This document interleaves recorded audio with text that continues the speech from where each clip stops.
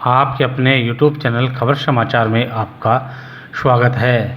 Check अनादरण के मामले में व्यवहार सुधार के साथ ही 2000 रुपये जुर्माने की सज़ा। चोरी के आरोपी 14 दिन की न्यायिक अभिरक्षा में। 23 मई को होंगे अभिभाषक संघ के चुनाव। सभापति को ज्ञापन सौंप करके खेड़ी का निर्माण नहीं करने की मांग।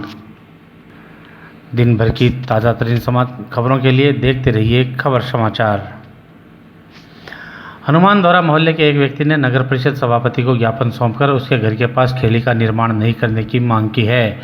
मोहल्ले के बाबू सिंह पुत्र स्वर्गीय मांगू सिंह ने ज्ञापन में बताया कि उसके घर के पास कुछ लोगों द्वारा खेड़ी का निर्माण करवाए जाने की जानकारी उसे मिली है। उसने बताया कि मेरे घर के दीवार से चिपटी खेड़ी का बनाने से घर की दीवार में सिलन आएगी तथा मुझे परेशानियों का सामना करने पड़ेगा, इसलिए खेड़ी का निर्माण रोका जावे। बाबू सिंह ने बताया कि जिन लोगों को खेड़ी का निर्माण करना है वो अपने घर के सामने खेड़ी का निर्माण करें, मेरे घर के सामने खेड़ी का निर्माण नहीं करें। आज मांग या करिया साहब खेड़ी की मांग बना रहा है, मैं सारी नटकियों सड़ा ना भाई कागज लेकर दे रहे हो साहब। अब बात है अब बनाओ तो आपके घर का मुँह बनाओ, हमारे घर का मुँह खेड़ी क्यों बनाओ साहब। बात है मैं गोपालपुर रोड पर करने वाता है शाहगुरु साहब जमीन जायदाद बड्डे रहेंगे साहब, जमीन बट पड़ी है साहब। कौन लोग बना रहे क्या बना रहे धिंगाना बना रहे धिंगाना बना रहा है साहब। अब सरकारों का ही मांग है, मांग साहब मैं एप्लीकेशन लिख दे रहे हो साहब, खेड़ी बट नहीं बनी चीज़ आपके घर के मुँह के जगह और गणी अपनी बट बना दियो साहब।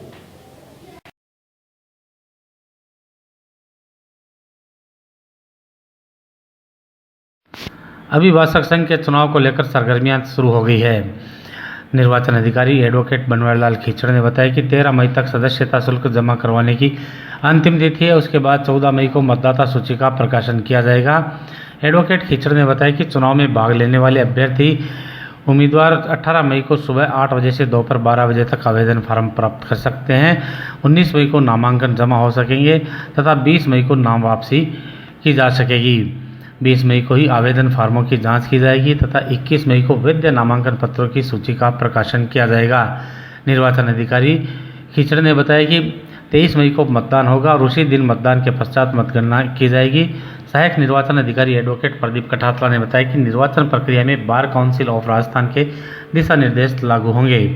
सहायक निर्वाचन अधिकारी एडवोकेट किशन लाल शर्मा ने बताया कि निर्वाचन से संबंधित तैयारियों को अंतिम रूप दिया जा रहा है।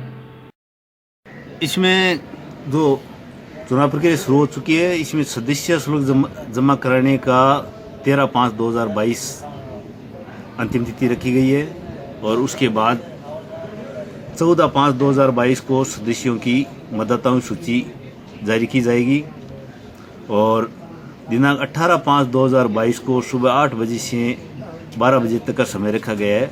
वो अभ्यर्थियों के लिए, उम्मीदवारों के लिए आवेदन फार्म प्राप्त करने के लिए है और 19/5/2022 को सुबह 8 बजे से दिन में 12 बजे तक जो अभ्यर्थी हैं उनके आवेदन पत्र जमा किए जाएंगे और 20/5/2022 को सुबह 8 बजे से 12 बजे तक जो आवेदन उम्मीदवारों के आए हुए हैं उनमें यदि कोई उम्मीदवार विड्रा करना चाहता है तो उसके लिए 8 से 12 बजे का समय है और 20/5/2022 को 1 बजे से 2 बजे के बीच आवेदन फार्मों की जांच की जाएगी और 21/5/2022 को सुबह 10 बजे जो वैध आवेदन पत्र हैं उनकी सूची प्रकाशित की जाएगी और 23/5/2022 को सोमवार को सुबह 9 बजे से दोपहर 1 बजे तक मतदान का समय रखा गया है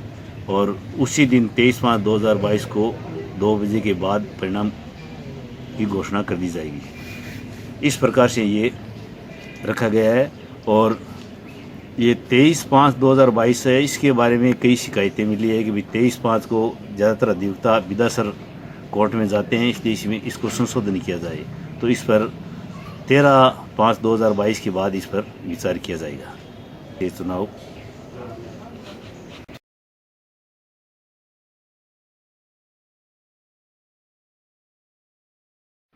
चोरी के आरोप में गिरफ्तार 3 आरोपियों को एसीजेएम नवनीत अग्रवाल ने न्यायिक कक्षा में भेजने के आदेश दिए हैं। अनुसंधान अधिकारी एएसआई तेजाराम ने बताया कि 25 अप्रैल 2022 को संदीप प्रजापति ने अज्ञात आरोपियों के खिलाफ घर से लोहे की शेटरिंग प्लेटों को चुराने के आरोप का मामला दर्ज करवाया था। प्रकरण दर्ज कर जांच शुरू की गई तथा जांच में सूचनाओं एवं इलेक्ट्रॉनिक संसाधनों से आरोपियों को ट्रेस किया गया।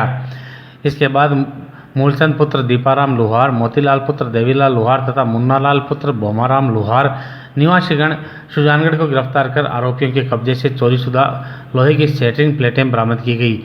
आरोपियों को एसीजेएम नवनीत अग्रवाल के समक्ष न्यायालय में पेश किया गया, जहां पर एसीजेएम ने तीनों आरोपियों को 14 दिन की न्यायिक अभिरक्षा में भेजने के आदेश दिए।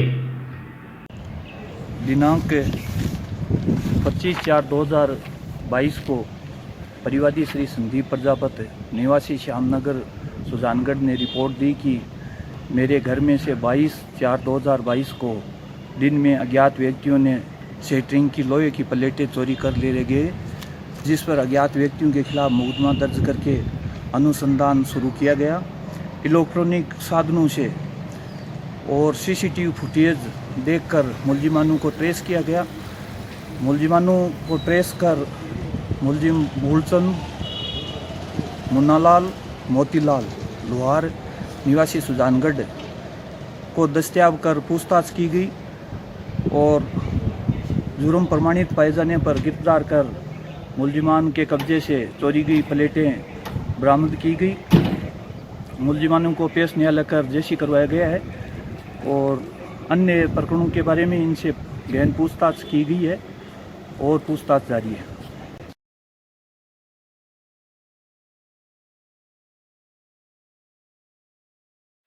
चेक अनादरण के मामले में न्यायिक मजिस्ट्रेट बबीता वर्मा ने आरोपी महिला को व्यवहार सुधार के साथ ही 2000 रुपये के जुर्माने की सजा सुनाई है। एडवोकेट हरीश गुलेरिया व एडवोकेट थोड़ाराम गोदारा ने बताया कि महालक्ष्मी स्टोन क्रेशर की प्रोपराइटर राजबाला यादव पत्नी बस्तीराम यादव ने दिनेश को 8,80,000 रुपये का एक चेक दिया था, जो राजबाला यादव के बैंक खाते में पर्याप्त जमा राशि नहीं होने पर अनादृत हो गया, जिस पर दिनेश ने छापर थाने में वर्ष 2016 में राजबाला यादव के खिलाफ मुकदमा दर्ज करवाया। मुकदमे में दोनों पक्षों को सुनने के पश्चात न्यायिक मजिस्ट्रेट बबीता वर्मा ने आरोपी राजबाला यादव को दोषी करार देने के साथ ही प्रोबेशन ऑफेंडर एक्ट का लाभ देते हुए 1 वर्ष के 4PO व 2,000 रुपये जुर्माने की सजा सुनाई। प्रोबेशन ऑफेंडर एक्ट के तहत न्यायालय द्वारा आरोपी को अपने व्यवहार में सुधार करने का अवसर प्रदान किया जाता है।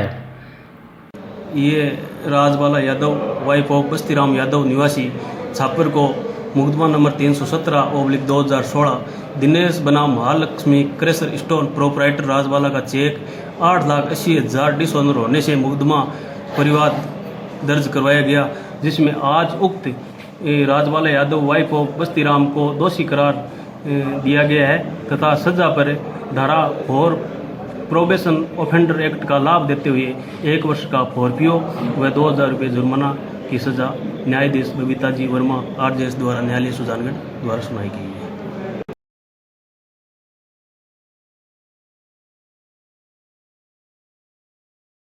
निकटवर्ती गांव बड़ाबर के निवासियों ने सरपंच प्रतिनिधि अजीत सिंह राठौड़ के नेतृत्व में सदर थाना प्रभारी मनोज मुंड को ज्ञापन सौंपकर गांव की आम गुआड़ में परचून की दुकान की आड़ में की जा रही अवैध शराब की बिक्री पर रोक लगाने की मांग की है।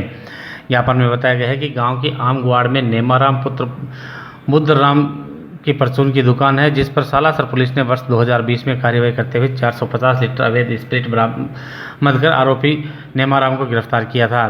ज्ञापन में बताया गया है कि सरेआम बिक्री करने के साथ ही ग्रामीणों द्वारा विरोध जताने पर झूठे मुकदमे करवाने की आरोपी धमकी देता है तथा चौपहिया वाहनों से आम गुआड़ में डर का माहौल बना रखा है।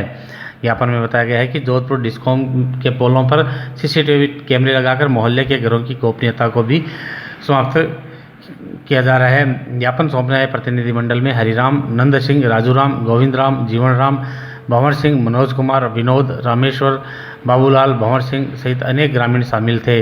याद रहे कि इससे पहले ग्रामीणों ने 29 अप्रैल को गांव में ही एक बैठक कर पंच नंदलाल, राजेंद्र सिंह राठौड़, नंद सिंह, राजकुमार पड़गढ़, मानाराम बेंदा, जीवनराम निठारवाल, अर्जुन सिंह, हरिराम वीर, खिवाराम रणवा की उपस्थिति में आम गुआड़ से टेम्पू हरिराम वीर की दुकान, नेमाराम वीर की दारू की दुकान हटाने का निर्णय लिया था। ताज़ा तरीन समाचारों से रूबरू होने के लिए आप देखते रहिए आपका अपना पसंदीदा यूट्यूब चैनल खबर समाचार। के अंदर 3 जगह ठेके लगा रखे हैं। श्री नेमाराम जाट, सनोप श्री बुद्धराम जाट। हाँ, चौक में बस स्टैंड के ऊपर पानी का वही है। नायकों के मोहल्ले में, मेघवाड़ों के मोहल्ले में 3 जगह अवैध शराब के ठेके चल रहे हैं। अब आपकी क्या मांग है प्रशासन? हमारी मांग है कि गांव से दूर रहे ठेका, गांव के अंदर से ठेका बिल्कुल हट जाए यहाँ से। जहाँ की लोकेशन दी हुई है उसी जगह शराब बेची जाए, नहीं कि हर जगह बेची जाए। पूरा गांव इसमें एक सहमत है, इसलिए MCI साहब मनोज कुमार जी मुंड को ये दरख्वास्त देने आए हैं। हमारी सुनवाई पूरा गांव है इस मामले में।